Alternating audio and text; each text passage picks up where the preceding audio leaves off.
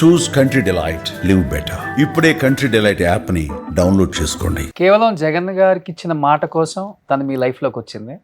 జగన్ గారికి అది నచ్చి తనని 2 సార్లు సొంత చెల్లి కన్నా ఎక్కువ గౌరవంగా చూసుకోవాల్సి వచ్చిందంటారా? లేకపోతే తనలో ఉన్న టాలెంట్, లేకపోతే తన మేధాశక్తిని చూసి ఆంధ్రప్రదేశ్ ఉప ముఖ్యమంత్రి, డిప్యూటీ చీఫ్ మినిస్టర్ పుష్పశ్రీ అని అనగానే ఒక్కసారిగా అందరి కళ్ళు పెద్దవి అయిపోయింది. ఏంటి 32 సంవత్సరాలకి ఆంధ్రప్రదేశ్ డిప్యూటీ చీఫ్ మినిస్టర్ ఒక ఈ అమ్మాయా అనుకునే స్థాయిలో ఒక్కసారిగా తిరిగింది మీ నియోజకవర్గం వైపు అందరి కళ్ళు కూడా. ఈవెన్ నేను కూడా ఏంటి ఏమి డిప్యూటీ చీఫ్ మినిస్టర్ అనౌన్స్ చేశారు అని. ఏంటి అంత స్పెషల్ అన్నప్పుడు మీకు డెఫినెట్గా కనుక్కోవాలి, అట్లీస్ట్ జగన్ గారిని కాకపోయినా చుట్టుపక్కల ఉన్న వాళ్ళని అనిపిస్తుంది కదా. ఎప్పుడన్నా మీరు అడగటం జరిగిందా? అడగలేదు. అంటే సిచ్యువేషన్ అంటే మాకు తెలుసు. అంటే ఫాదర్తో కొంచెం అంటే సెకండ్ టైం కాదు, ఫస్ట్ టైం 2014-19 మధ్యలో ఎమ్మెల్యేగా ఉన్నప్పుడు ఫాదర్తో కొంచెం భేదాభిప్రాయాలు వచ్చాయి. అంటే పొలిటికల్గా కొద్దిగా మిస్అండర్స్టాండింగ్స్ వచ్చాడు. మా పెదనాన్నగారు అటు టీడీపీలో ఉన్నారు. అప్పుడు పెదనాన్నగారు టీడీపీలో ఉంటే ఆ టైంలో ఈ ఎమ్మెల్యేలు లాగడాలు, కొనడాలు ఇవన్నీ జరుగుతున్నాయి. బాగా కేసులు పెట్టడం, బెదిరించడం. అలా అప్పుడు చాలామంది వైసీపీ నుంచి టీడీపీలోకి జంప్ అయ్యారు. 23 మంది వెళ్ళిపోయారు కదా. దాంట్లో కొంతమంది మంత్రి కూడా ఇచ్చారు. సో ఆ టైంలో మాకు ఫుల్ ప్రెషర్. మా సొంత పెదనాన్న పక్కనే ఉన్నారు, ఆయనకి అక్కడి నుంచి ప్రెషర్. మీ సొంత తమ్ముడు కొడుకే కదా, అతన్ని మీరు మాట్లాడండి. మా ఫాదర్ కూడా అటే వెళ్ళిపోయారు. ఆ టైంలో పెదనాన్న వైపు వెళ్ళిపోయారు. సో ఫ్యామిలీ అంతా ఒకవైపు, ఓకే, మేమిద్దరం ఒకవైపు. అండ్ ఫస్ట్ టైం ఎమ్మెల్యే కొత్త, ఫుల్ ఫ్యామిలీ అంతా వన్ సైడ్. మేము మా ఇద్దరు ఒంటరి. ఎంత ఒంటరి అంటే సంక్రాంతికి ఊరు నుంచి మనకు వైజాగ్లో ఫ్లాట్ ఉంది. సంక్రాంతి అంటే మన సిటీ ఖాళీ అయిపోతుంది. సంక్రాంతి అప్పుడు మేము వైజాగ్ ఫ్లాట్కి వెళ్ళి ఇద్దరం వైజాగ్ ఫ్లాట్లో ఉండేవాళ్ళం. ఆ 2 years కుటుంబం ఎవరు రాక. వైజాగ్ అంతా ఖాళీ, ఫ్లాట్స్ అన్నీ ఖాళీ. మన వాళ్ళందరూ ఊర్లోకి వెళ్ళిపోతారు కదా. మేము రివర్స్, ఊరు నుంచి సంక్రాంతి సిటీకి వెళ్ళేవాళ్ళం, వైజాగ్ అని హైదరాబాద్కి వచ్చేసేవాళ్ళం. ఇద్దరం ఒంటరిగా గడిపాం. సో ఆ టైంలో జగన్ గారికి ఇన్ఫర్మేషన్ వస్తుంది కదా, చాలామంది టీడీపీ వాళ్ళు అప్రోచ్ అవుతారు, మీరు అంటే పార్టీ మారండి, ఇన్ని కోట్లు ఇస్తాము, లేకపోతే మీకు మంత్రి పదవి ఇస్తాము, లేకపోతే ఇన్ని వర్కులు ఇస్తాం, ఒక 50-100 కోట్లు వర్కులు ఇస్తాం, ఇలాంటి ఆశ చూపించడం, ప్రెషర్ పెట్టడాలు, కేసులు పెడతాం, ఇలాంటివన్నీ జరిగాయి కదా. ఆ టైంలో గట్టిగా ఉండేది. సో ఆ టైం మేము దేనికి లొంగల అని ఒకటే చెప్పాను, జగన్ గారు మేమంటే నమ్మకం, ఆ నమ్మకానికి మేము నిలబడతాం, జగన్ గారితోనే ఉంటాం. దట్ వాజ్ ఆ కమిట్మెంట్. జగన్ గారి వల్లే ఎమ్మెల్యే అయ్యాం, జగన్ గారి వల్లే టికెట్ వచ్చింది, జగన్ గారి వల్లే ఎలక్షన్ చేయగలిగాం. ఎవ్రీథింగ్ లింక్ టు జగన్ గారు. జగన్ గారి వల్లే పెళ్లి చేసుకున్నాను, జగన్ గారి వల్లే ఆవిడ నాకు భార్యగా వచ్చింది. అంటే మా లైఫ్లో జగన్ గారు అనేది కంప్లీట్లీ కనెక్టెడ్. అన్ని కీలకమైన విషయాల్లో ఆయనతో కనెక్టెడ్ అయి ఉంది.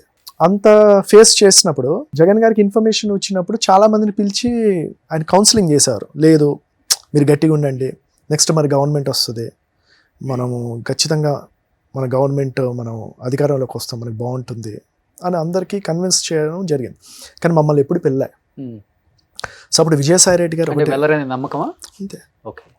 విజయసాయి రెడ్డి గారు ఒకటే అన్నారు, అమ్మ జగన్ గారికి మీరంటే చాలా నమ్మకం, వాళ్ళని కూడా పిలుద్దామా, ఇలాగ ఎవరో అప్రోచ్ అవుతున్నారు, గడిగడి వాళ్ళ దగ్గరికి వెళ్తున్నారు టీడీపీ వాళ్ళు అంటే, జగన్ గారు ఒకటే, వాళ్ళు వదిలేయండి, వాళ్ళు నాకు అంటే వాళ్ళు నా మనుషులు, వాళ్ళు వెళ్ళరు, వాళ్ళని వదిలేయండి, వాళ్ళని ఇబ్బంది పెట్టద్దు. పూర్తిగా మమ్మల్ని ఎవ్వరు అసలు అంత నమ్మకం జగన్ గారికి. ఆ నమ్మకంతోనే అంటే ఇలాంటివన్నీ ఫేస్ చేసాం. ఎంత ఫ్యామిలీ వన్ సైడ్ ఉన్నా కూడా మనం జగన్ గారితోనే ఉన్నాం. ఎంత ఇస్తామని, లేకపోతే వస్తే మంత్రి పదవి నెక్స్ట్ గవర్నమెంట్లో, నాకు ఎమ్మెల్సీ అని, ఇలా చాలా రకరకాలు చెప్పారు. కానీ దేనికి ఇంకోలా కూడా కన్విన్స్ చేశారు. అప్పుడు పరిస్థితి ఏంటంటే జన్మభూమి కమిటీ అనేది పెట్టి ఎమ్మెల్యే ఒక పెన్షన్ కూడా ఇవ్వలేని పరిస్థితి. అంత డమ్మీ చేస్తారు వైఎస్ఆర్ పార్టీ ఎమ్మెల్యేని ఆ రోజుల్లో. సో నెక్స్ట్ ఎలా గెలుస్తాం, ఇంకా 3 years ఉన్నాయి. సో ఆ విధంగా కూడా చెప్పారు. సో మీ గవర్నమెంట్ రాదు, జగన్ మీరు ఏదనుకుంటున్నా వైఎస్ఆర్ పార్టీ అధికారంలో రాదు, జగన్ గారు ముఖ్యమంత్రి అవ్వరు. నెక్స్ట్ ఎలక్షన్లో మీరు ఏం చెప్తారు జనాలకి? మీరు ఏం చేశారని చెప్తారు? ఒకటి కూడా చేయలేని పరిస్థితులు. మీకు ఇంకేం ఉండదు. పదవి ఉంటేనే జనాలు, పదవి ఉంటేనే డబ్బు, పదవి ఉంటేనే ఇదంతా అని అన్నా. అప్పుడు నాది ఆన్సర్ లేదు. కానీ నేను ఒకటే అన్నాను, అయినా సరే జగన్ గారితోనే ఉంటాం.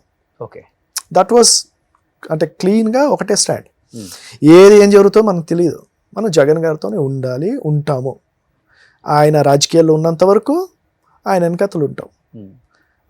అంత కమిటెడ్గా ఉన్నాం. కానీ రక్త సంబంధం లేని జగన్ అంత నమ్మినప్పుడు మీ ఇద్దరిని, రక్త సంబంధం ఉండి తండ్రి అయిన మీ నాన్నగారు ఎందుకు నమ్మలేకపోయారు మిమ్మల్ని? అంటే రాజకీయంగా ఇప్పుడు తను మీ లైఫ్లోకి వచ్చింది, తను నిలబడింది, తను స్టాండ్ తీసుకుంది, తను మీకోసం నిలబడింది, తనకు సంబంధం లేకపోయినా. భార్య అనేది దీనివల్ల వచ్చిన సంబంధం అంతే. మీ నాన్నగారు అంత పెద్ద ఆలోచన తీసుకొని బయటికి వెళ్ళిపోవాలి, మీరు కూడా రండి అన్నప్పుడు మీ నాన్నను చూసి కోపం వచ్చిందా, లేకపోతే బాధ అనిపించిందా? ఈ వయసులో ఎందుకు మా నాన్నకి ఇది అవసరమా అనిపించిందా? ఏం చెప్తారు మీ నాన్నకి అసలు? మా నాన్న చనిపోయారు. ఎప్పుడు చనిపోయారు? ఒక 2 years అయింది. ఎలక్షన్స్కి 1 year ముందు చనిపోయారు. ఓకే. అంటే మా ఫాదర్ ఏంటంటే ఎమోషనలీ చాలా వీక్ అనమాట. అంటే ఎమోషనల్గా ఆయన ఎవరికైనా కూడా ప్రేమగా మాట్లాడితే ఆయన అటాచ్ అయిపోతారు. ఓకే. మా ఫాదర్కి మాకన్నా ఆయనకి ఎప్పుడు కూడా వాళ్ళ అన్నయ్య అంటే చాలా ఇష్టం, విజయరామరాజు చాలా ఇష్టం. ఎమోషనలీ కూడా మా పెదనాన్న అంటే చాలా చాలా ఇష్టం మా నాన్నగారికి. సో మా పెదనాన్నగారు మళ్ళీ నాన్నగారిని అప్రోచ్ అయ్యి ఎందుకు ఇది అంటే ఆయన అలా మా ఫాదరు మా పెదనాన్న వైపు డైవర్ట్ అయ్యారు. అంటే కొడుకు అనే బంధం కన్నా ఎక్కువైపోయింది అన్న అనే బంధం అక్కడ. అంతే, ఇది ఫ్యూచర్ కదా. ఇప్పుడు వాళ్ళంతా జీవితాన్ని చూసేశారు, బట్ పరీక్షిత్ రాజ్ జీవితాన్ని చూడాల్సిన వాడు అని మనం అనుకుంటా. అంటే మిస్ అయ్యారు ఆ లాజిక్ అయినప్పుడు. అంటే వచ్చారు అంటే నేనేమనుకుంటున్నానంటే ప్రతి ఒక్కరికి ఎమోషన్ అనేది ఒక్కొక్కలా ఉంటుంది. ఓకే.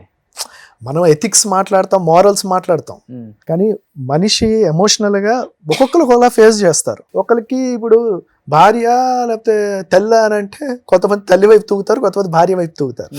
ఎవరు ఎమోషనల్ అటాచ్మెంట్ వాళ్ళకు ఉంటుంది. ఓకే. సో తనకి అంటే ఆయనకి ఎందుకు అనేది ఆయన లైఫ్లో మా పెదనాన్నగారు ఎంత ఇంపార్టెంట్ అనేది ఆయన జీవిత కాలంలో పెదనాన్నతో ఎంత అటాచ్మెంట్ ఉందో ఆయన చెప్పగలరు. అంతే కదా, వ్యక్తిగత ఒక మనిషి ఒకరికి ఎందుకు అనేది ఎమోషనల్గా ఆ వ్యక్తే చెప్పగలరు. ఓకే. అంతేకాని మారల్గా కొడుకు ఎక్కువ ఇవన్నీ అంటే మనం దాన్ని జస్టిఫై చేయలేము. ఓకే. కానీ మీరు మీ వారి మాటకు నిలబడి ఉండిపోయారు. నా మాటకి కాదు, షీ వాజ్ కమిటెడ్. అంటే జగన్ గారితోనే ఉండాలి అని కమిటెడ్. నేను ఇంకోటి కూడా చెప్తున్నా, ఒకవేళ నేను ఏమైనా ఇదే నేను ఒకవేళ అటు వెళ్దామన్నా తను రాదు నాతో. నాకు తెలుసు. అవునా? నాకు నేను 200% నేను చెప్పాను. ఏంటి శ్రీవాణి గారు, అది నాకు తెలుసు. ఎందుకు అంటే రాదు, అది నాకు తెలుసు. కానీ అంటే ఆ వాతావరణం రాలేదు కదా. కానీ నేను అంటున్నా, ఒకవేళ వచ్చినా తను పొలిటికల్గా షీఈస్ కమిటెడ్ టు జగన్ గారు. ఓకే. దాంట్లో ఎటువంటి రాజకీయం చేయాల, ఎమోషనల్లీ కనెక్టెడ్ జగన్ గారితో, నాట్ పొలిటికల్. ఇప్పుడు నేను ఇంకోటి కూడా చెప్తున్నాను, జగన్ గారు కొన్ని డిసిషన్స్ లో మాకు ఒకటి అవ్వాలని ఉంటది, అది ఇవ్వలేదు అనుకోండి నాకు బాధ అనిపిస్తుంది. అంత మాత్రాన అలిగి కూర్చుంటామే తప్ప ఆయన వదిలి వెళ్ళం కూడా. ఓకే. అంటే అలాంటి ఎమోషనల్ కనెక్షన్ జగన్ గారితో ఉంటుంది. ఇప్పుడు రాజకీయాలు అందరికీ సాటిస్ఫై చేయలేం కదా. అంతే కదా. నాకు ఒకటి అవ్వాలని ఉంటుంది, ఆయన ఏదో పరిస్థితి నాకు ఇవ్వలేకపోవచ్చు.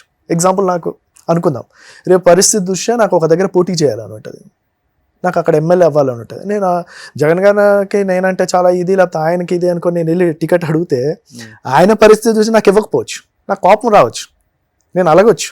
రూట్ క్లియర్ చేసుకుంటున్నారంట ఇప్పటి నుంచే? చాలా లేదా? Not at. నాకు ఐఎమ్ వెరీ మచ్ హ్యాపీ. నాకేందంటే పుష్పశ్రీవాణిగా అంటే తను కురుపాం నియోజకవర్గం మళ్ళీ ఎమ్మెల్యే అవ్వాలి, నేను ఫ్రాంక్గా చెప్తున్నాను, మళ్ళీ ఎమ్మెల్యే అవ్వాలి, జగన్ గారు మళ్ళీ ముఖ్యమంత్రి అవ్వాలి, అయ్యి మళ్ళీ ఆవిడకి మళ్ళీ ఇంకోసారి మంత్రిగా ఛాన్స్ ఇవ్వాలి. సుమన్ టీవీలో మీ పర్సనల్ అండ్ బిజినెస్ ప్రమోషన్స్ కోసం కింది నెంబర్కి కాంటాక్ట్ చేయండి.